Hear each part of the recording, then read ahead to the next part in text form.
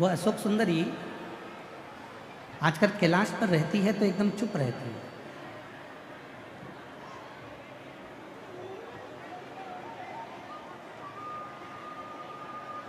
मुझे ऐसा लगता है कि अशोक सुंदरी के मन में, अशोक सुंदरी के हृदय में, अशोक सुंदरी के चित्त में ये बक्से नहीं चल रहे हैं। भाई ऊपर आके सुनो इन बक्सों को। मुझे ऐसा लगता है कि अशोक सुंदरी के चित्त में, अशोक सुंदरी के मन में कोई प्रश्न अड़ा हुआ है। अशोक सुंदरी के ये नीचे के बक्से भी नहीं चल रहे हैं, ये बक्सा था। अशोक सुंदरी के चित्त में, अशोक सुंदरी के हृदय में कोई प्रश्न चल रहा है।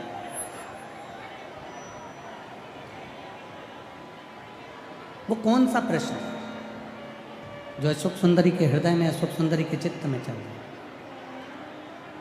शिवजी बोले वो तो मुझे नहीं मालूम कि कौन सा प्रश्न है, पर इतना जरूरी है कि अशोक सुंदरी चुप बैठी है, मतलब कोई ना कोई प्रसंग अशोक सुंदरी के हृदय में जरूर चल रहा है।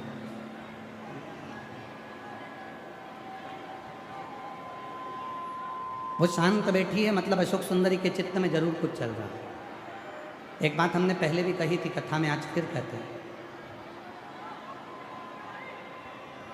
आप भगवान देवादिदेव महादेव से कुछ नहीं कहेंगे, कुछ नहीं बोलेंगे, फिर भी प्रयास करा करो कि 2 मिनट के लिए, 1 मिनट के लिए, 2 मिनट के लिए, 5 मिनट के लिए, जब आप देवादिदेव महादेव को जल चढ़ाने के लिए जाएं, शंकर जी के मंदिर में जाएं, शिव जी को जल चढ़ाने के लिए जाएं, भगवान शंकर को जब जल समर्पित करने के लिए जाएं, तो नंदी के पास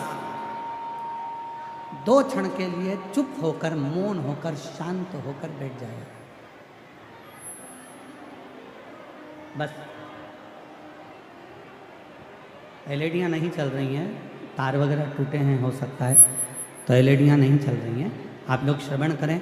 साउंड वाले से निवेदन है, साउंड थोड़ा अच्छा कर कर आवाज़ खोल दो सब दूर की, और थोड़ा क्लियर साउंड करें। आवाज़ एकदम फैल के जा रही है तो लोगों को समझ में नहीं आ रहा।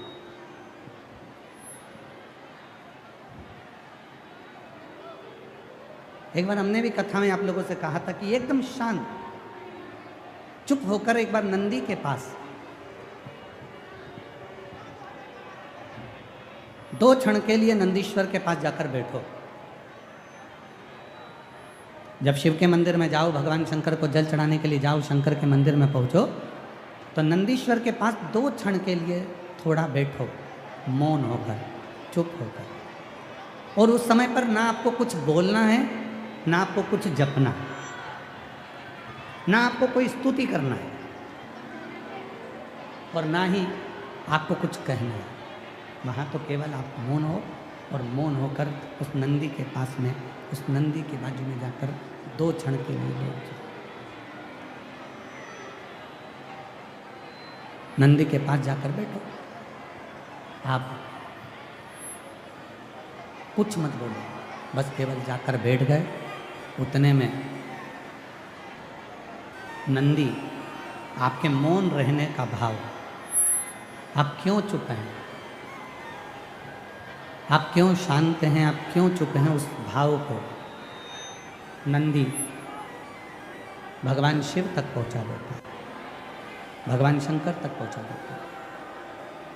और शंभो शरणे पड़ी मांगो घड़ी रे घड़ी, दुख काटो दया करी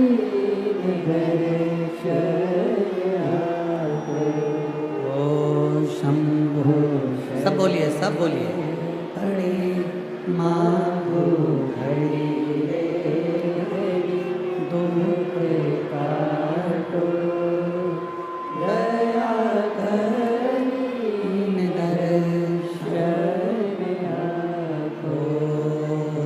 शंभो शरण पड़ी मांगो घड़ी रे घड़ी, दुख काटो दया करी दर्शन आपो। जितना चुप रह सकते। नंदी के पास पहुंचे कोई स्तुति नहीं। नंदी के पास पहुँचे, कोई स्तुति नहीं, कोई कुछ भी।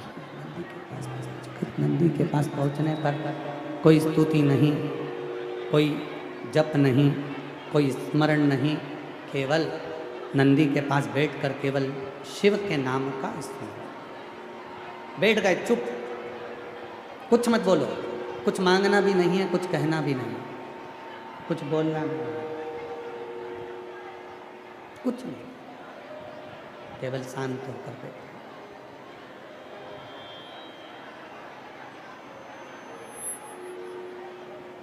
मेरी जीजियों, जीवन में कभी कभी मौन रहकर भी सुख पाया जा सकता है।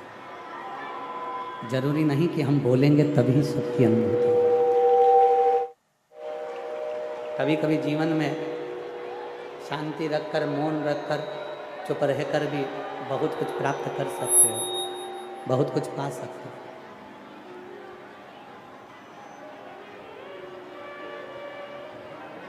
अब आप जरा विचार करो,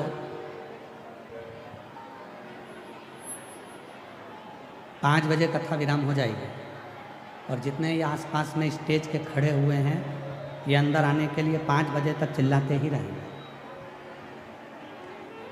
अब जो खड़े हैं उनको स्मरण करना चाहिए कि अपन कम से कम शांति से बैठकर कथा श्रवण करें।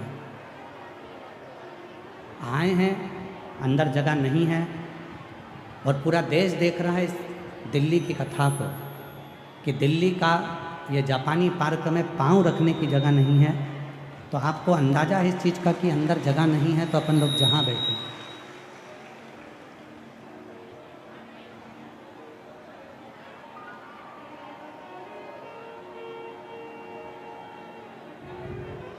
इतने शिव भक्त आए हैं, सब अपना अपना छाता लगाकर, अपना अपना तिरपाल लगाकर, अपनी चादर लगाकर, अपनी पन्नी लगाकर बैठे हुए हैं। किसी को कोई से मतलब नहीं, केवल कथा श्रवण करना। पर जो लोगों को लगता है कि हमारी पहचान है, हमने ऐसा करा है, हमने वैसा करा है, हमने कूपन लिया है, हमने ये करा है, तो हम आगे बैठेंगे, हम पीछे बैठेंगे, उसके चक्कर में पूरी कथा हाथ से निकल जाती है और वो कथा आप तक पहुंच नहीं पाती, आपको प्राप्त नहीं हो पाता। क्यों? शिव पुराण कह रही है 4 स्थान पर अगर मौन होकर बैठ भी गए तो वहां से खाली नहीं लौटते। पहले नंबर पर है अपनी माता के पास, दूसरे नंबर पर है अपने पिता के पास, तीसरे नंबर पर है किसी सदगुरु के पास। और गुरु कैसा?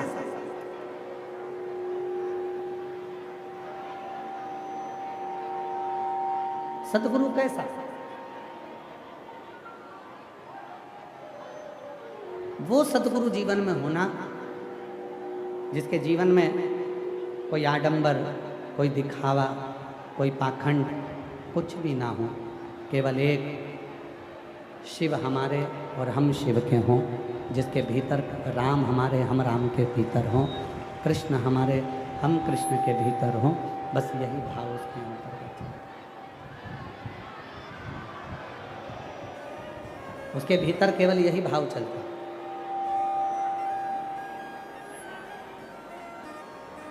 एक गुरु और एक चौथे नंबर पर है मेरे देव अधिदेव महादेव। किसी भी मंदिर में जाकर आप मंत्र बोलें, किसी भी मंदिर में जाकर आप स्तुति करें, किसी भी मंदिर में जाकर आप पाठ करें, किसी भी मंदिर में जाकर आप चालीसा पढ़ें, किसी भी मंदिर में जाकर आप स्तुति का गान करें, पर यदि केवल एक देव अधिदेव महादेव का मंदिर एक ऐसा मंदिर होता है जहाँ पर आप जाकर कोई स्तुति भी ना करें, पाठ भी ना करें, कोई मंत्र स्मरण भी ना करें, तो केवल जाकर चुप होकर अगर नंदी जैसे बैठ गए तो भी मेरा शिव करुणा करना प्रारंभ कर देता है, शिव कृपा करना प्रारंभ कर। अशोक सुंदरी चुप हो गई, अशोक सुंदरी मौन हो गई और वो अशोक सुंदरी के मुंह से कुछ करता ही नहीं।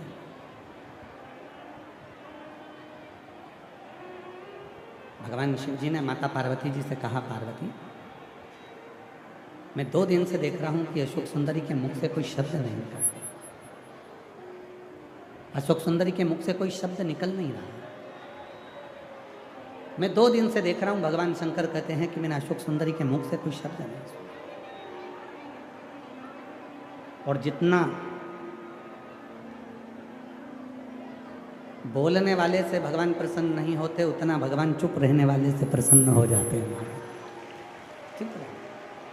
और तुम अंदाजा लगा कर देखो, कहीं सियोर वाला बाबा जो कह रहा है कि वो सही है कि गलत है, आप अंदाजा लगा कर देखो।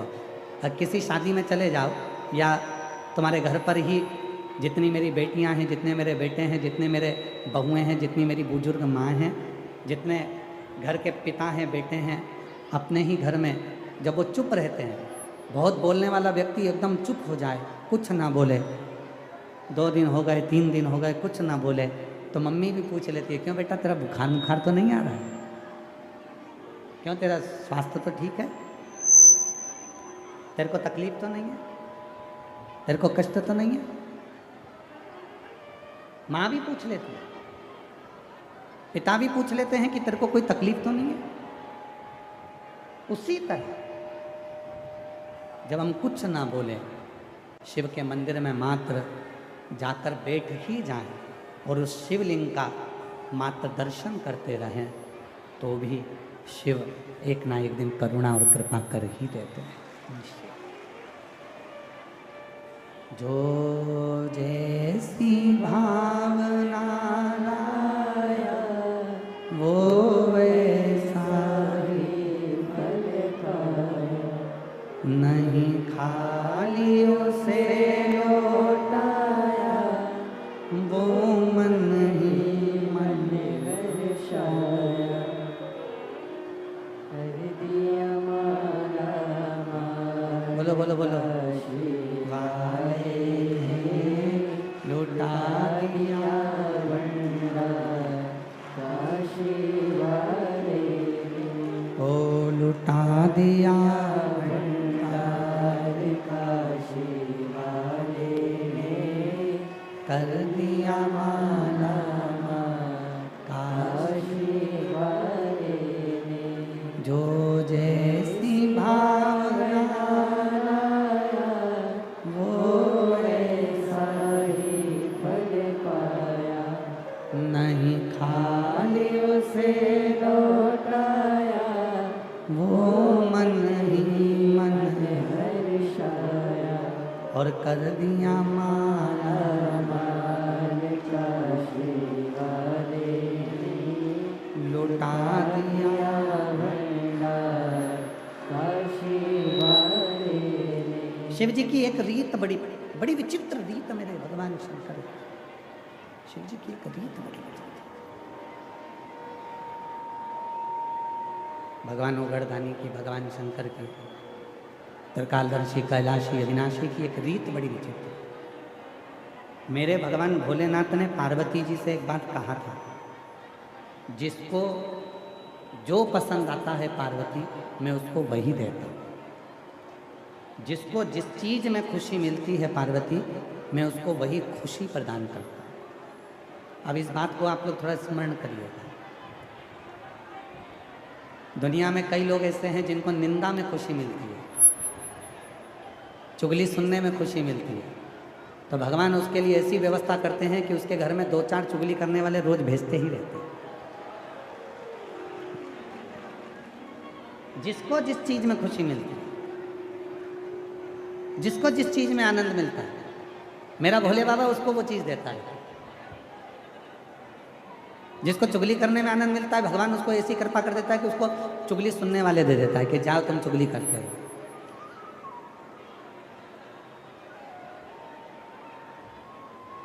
शिव ऐसी कृपा करता है। जिसको अपने काम में रुचि रहती है, मेरा भोले बाबा उसको अपने काम में इतने अच्छे से लगा कर रखता है कि उसको उन्नति की सीढ़ी पर चढ़ाता ही रहता है।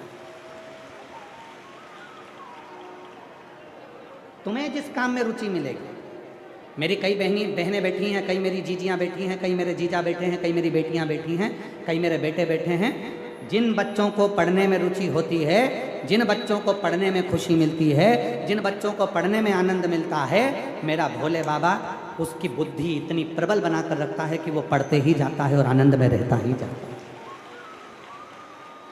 पहले अपना स्वभाव बनाओ कि हमें किस चीज में खुशी मिल रही है। किसी का दिल दुखाकर तो खुशी नहीं मिल रही, किसी को गाली देकर तो खुशी नहीं मिल रही, किसी को अपशब्द कहकर तो खुशी नहीं मिल रही, किसी को ताना देकर तो खुशी नहीं मिल रही। अगर हम किसी को ताना देते रहें और खुश होते रहें तो भगवान तुमको ऐसा ही बनाकर रखेगा कि तुम दुनिया में सबको ताने ही देते रहो। कई मेरी बेटियां बैठी हैं, कई मेरी जीजियां बैठी हैं, जिन बेटियों ने विचार करा कि मुझे अच्छी कंपनी में जॉब लगना चाहिए और उसको वो कंपनी नहीं मिल पाती, और उसको कोई छोटी सी कंपनी मिलती है। अब उसका मन नहीं है कि मैं इस छोटी कंपनी में काम करूं, पर वो बेटी जिस कंपनी में काम कर रही है उसको उस कंपनी में खुशी नहीं मिल रही है।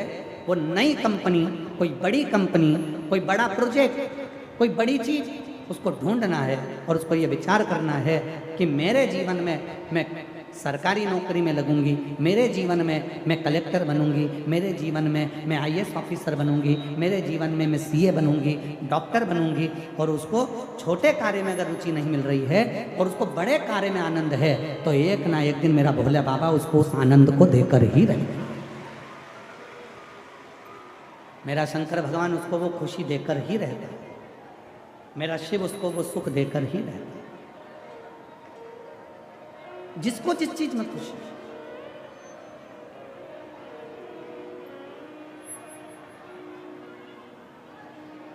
हम अपने भोले बाबा से रोज व्यासपीठ पर आते हैं और भोलेनाथ जी से निवेदन करते हैं और व्यासपीठ से जाते हैं तभी भी निवेदन करते हैं। आप लोगों ने देखा होगा जब कथा चालू होती है तो हम झोली पसार कर सिर झुकाकर उससे अपने मन की बात करते हैं, और जब कथा पूरी हो जाती है फिर झोली पसार कर मन की बात करते हैं। क्या कहते हैं? केवल एक बात, किसी माता की गोद कभी खाली ना रहे और किसी पुरुष की जेब कभी खाली ना रहे। इनको देते तो कृपा कर।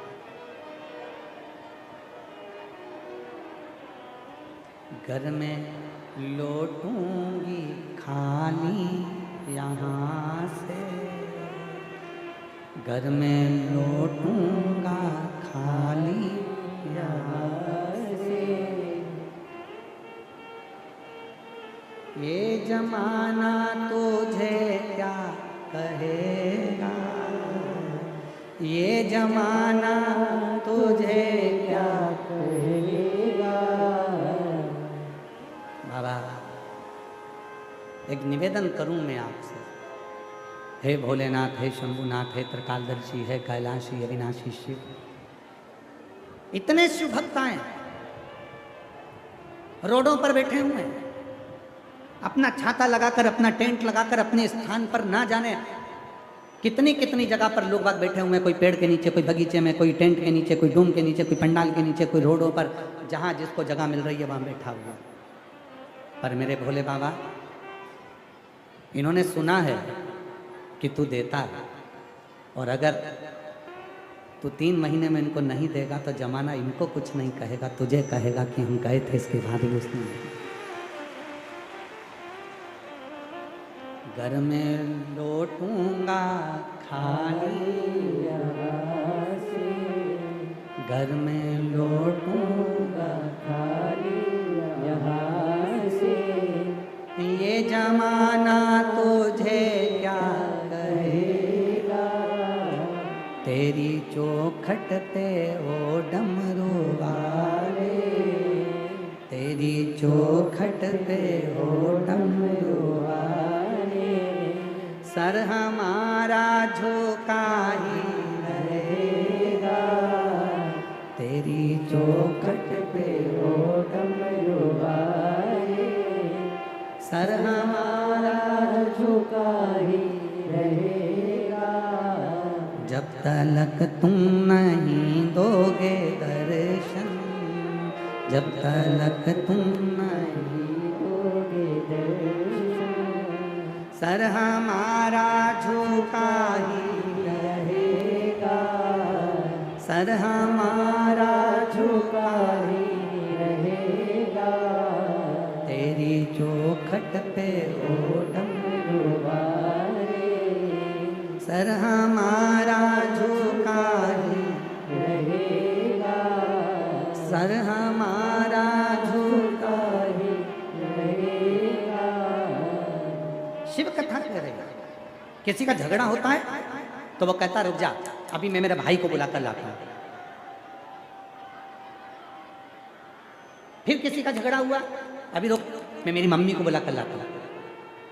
फिर किसी का झगड़ा हुआ, मैं मेरे पापा को लेकर आती हूँ। फिर झगड़ा हुआ, मैं मेरी बहन को लेकर आती हूँ। फिर झगड़ा हुआ, कोई नहीं है तो अभी मैं बंदूक लेकर आता हूँ। फिर झगड़ा हुआ, मैं अभी चक्कू लेकर आता हूँ, मैं अभी तलवार लेकर आता हूँ। अरे भाई, जैसे झगड़ा करने वाला व्यक्ति किसी ना किसी को लेकर आता है, उसी तरह जब संसार के लोग तुम्हें कष्ट दें, दुख दें, तकलीफ दें और ये संसार के लोगों से तुम इस मन से झगड़ रहे हो, तब तुम भी कह देना मैं डमरू वाले को लेकर आता हूं। मैं डमरू वाले, वो है बोल बम का नारा है, सारी समस्या का हल श्री शिवाय। मैं अभी जाता हूँ, कोई कहीं झगड़ा हो गया, मैं अभी मम्मी को लाता हूँ, मैं अभी पापा को लाता हूँ, मैं मेरे भाई को बुला कर लाता हूँ, तो मुझे जानता नहीं है, मैं उसको लेकर आता हूँ, मैं उसको लेकर आता हूँ। तुम भी कह देना मैं डमरू वाले को लेकर आता हूँ। डमरू वाले, दुख आया, तकलीफ आई, कष्ट आया, परेशानी आई, कह देना मैं अब भी आ रही हूँ, मैं रुक जा, 2 मिनट तो रुक के देख। दुख आया है ना, तकलीफ आई है ना, कष्ट आया है ना, परेशानी आई है ना, बीमारी आई है ना, मैं अब भी आती हूँ। और लोटा भरा पानी का शिव जी के मंदिर में जाकर जल चढ़ाया, एक बेलपत्र लिया, जल उठाया, आचमन कर कर थोड़ा सा जल लेकर आ गई। अब दुख को भी मालूम है, लड़ाई होती है तो लोग अपने परिवार के लोगों को लाते हैं, और इसकी लड़ाई दुख से होती है तो ये महादेव को लेकर आए। शिव सोचो, ये किसी दूसरे को नहीं ला रही, ये किसी दूसरे को लेकर नहीं आ रही, ये महादेव को लेकर। ये किसी दूसरे को लेकर नहीं आ रही, ये मेरे शंकर को लेकर आ रही, मेरे डमरू वाले को लेकर आ रही है, मेरे शिव को लेकर आ रही है, मेरे त्रिकालदर्शी को लेकर, मेरे शंकर को लेकर। इतना भरोसा अपने भीतर रखो, इतना विश्वास अपने भीतर रखो, इतनी दृढ़ता अपने भीतर रखो कि शिव है, शंकर है, ओगरदानी है, त्रिकालदर्शी है, कैलाशी है, अविनाशी है। कोई नहीं आएगा तब मेरा डमरू वाला, मेरा शिव मेरे दुख मिटाने के लिए जरूर आएगा। कोई ना आए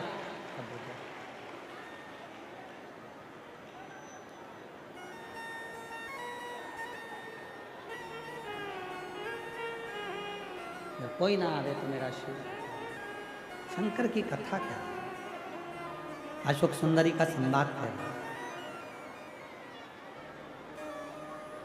मेरे भोले बाबा की एक रीत बड़ी निराली है, जो जिसमें तुमको खुशी मिलेगी वो तुमको जरूर देगा। चुगली सुनने में खुशी मिलती है तो चुगली देगा, निंदा करने में तुम्हें रुचि आती है तो वो निंदा देगा, तुम्हें दूसरे की बुराई करने में खुशी मिलती है तो वो बुराई देगा, और तुम्हें यदि कमाने में खुशी मिलती है कि मैं मेहनत करूंगा और मुझे धन मिलेगा, तो भगवान तुमको मेहनत का फल भी जरूर देगा।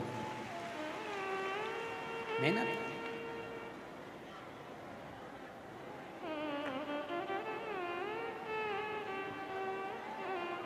और उस फल को दिए बिना भगवान रहता नहीं, देता जरूर।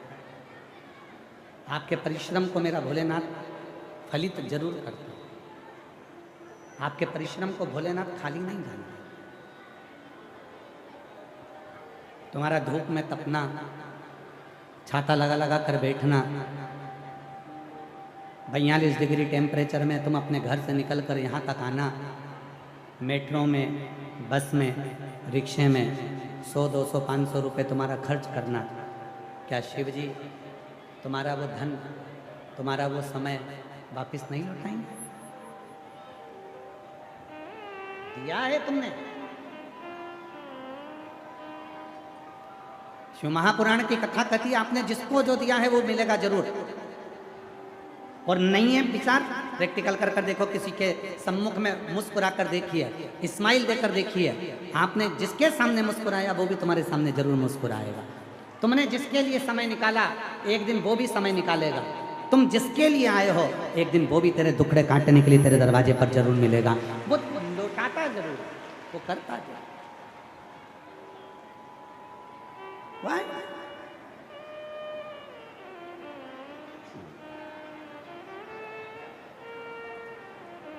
और तुम आना भोले बाबा मेरे मकान में, तेरा डमरू डम डम बाजे सारे जहान में। बाबा तुम्हें हृदय से जिसमें तुमको खुशी मिले। और आज शिव महापुराण की कथा से लेकर जाओ बैसाख के महीने में। हमें चुगली में खुशी नहीं है, हमें निंदा सुनने में खुशी नहीं है, हमें निंदा में खुशी नहीं, हमें चुगली में खुशी नहीं। अब तो हमें एक ही चीज़ में खुशी है, बाबा को एक लोटा जल चढ़ाना, बाबा से अपने मन की बात करना और अपने कर्म को, अपनी मेहनत को 4 गुना कर कर अपनी मंजिल तक पहुंचना। तो मेरा भोलेनाथ तुमको मंजिल तक पहुंचा, मंजिल तक पहुंचा। खुशी जिसमें 4 जगह पर मौन होकर बैठ जाइए। 4 जगह पर चुप रहकर बैठोगे तो भी तुम्हें सब कुछ मिल जाएगा। एक अपनी मम्मी के पास, माँ के पास, भाई के पास, मम्मा के पास चुप होकर बैठो।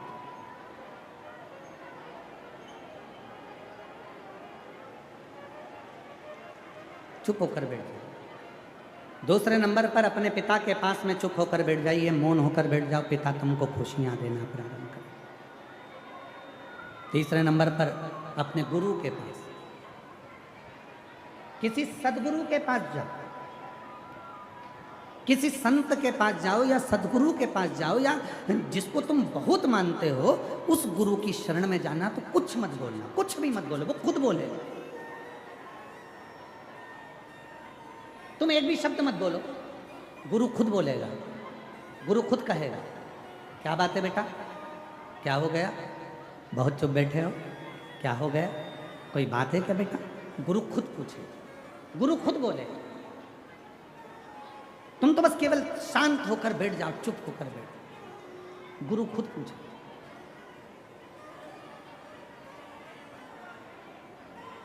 हम गुरुजी को अपनी दशा बताएं। तुम्हें क्या लगता है कि गुरुजी को अपनी दशा बताएंगे, गुरुजी दशा सुन लेंगे तो हमारी दशा सुधर जाएगी? नहीं। शिव महापुराण की कथा कहती है, बहुत ध्यान लगा कर सुनना। शिव पुराण की कथा कहती है कोई शंकर का भक्त, कोई शिव को मानने वाला, शिव की साधना करने वाला, शंकर की भक्ति में कोई डूबने वाला, कोई शिव तत्व को जानने वाला जब आपके सामने हो उसको कुछ मत बोलो, केवल एक बात बोलो, गुरुजी एक बार तो देख लो। बस गुरुजी की दृष्टि पड़ती है और आधा दुख तो उसी समय पर समाप्त। एक नजर कृपा की कर दो सांवरिया, एक नजर बस कृपा की कर दो, एक बार देख लो, एक बार दृष्टि पड़ जाए, एक बार बस केवल सम्मुख में हो जाए, एक बार। और देखने का कितना फल है अंदाजा लगाइएगा जरा, देखने का कितना फल है। बेटे को बुखार आ रहा है, बेटी को बुखार आ रहा है, पति को बुखार आ रहा है, पत्नी को बुखार आ रहा है, सास को बुखार आ रहा है, ससुर को बुखार आ रहा है, डॉक्टर की दवाई दे रहे हो, इलाज करा रहे हो, सब कुछ हो रहा है, आपका बुखार नहीं उतर रहा। अब देखने का कितना फल होता है वो देखिए आप। एक कटोरी में थोड़ा सा जल लीजिए, अपने घर में ही जल लेकर आप बैठ जाओ, 108 बार उस पानी को देखते रहो और श्री शिवाय नमस्तुभ्यम कहते रहो। उस पानी को देखते रहो, श्री शिवाय नमस्तुभ्यम।